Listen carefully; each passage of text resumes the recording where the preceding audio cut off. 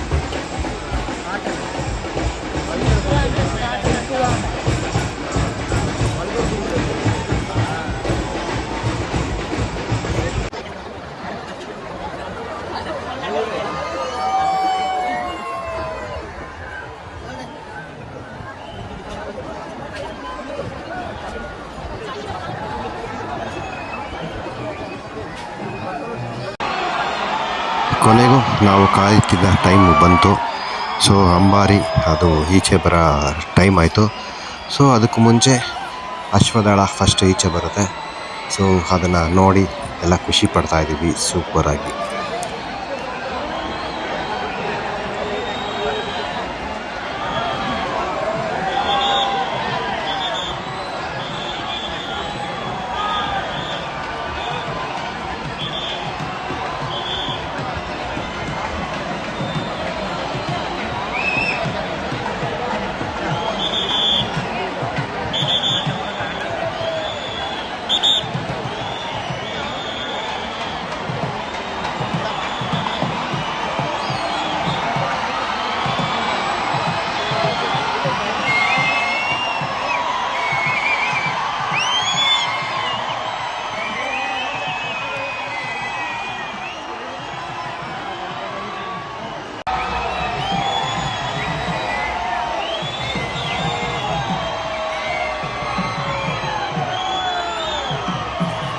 ಈ ಒಂದು ಕ್ಷಣವನ್ನು ಕಣ್ಣು ತುಂಬಿಸಿಕೊಳ್ಳಲು ಬೆಳಗ್ಗೆಯಿಂದ ನಾವು ಕಾಯ್ತಾ ಇದ್ವಿ.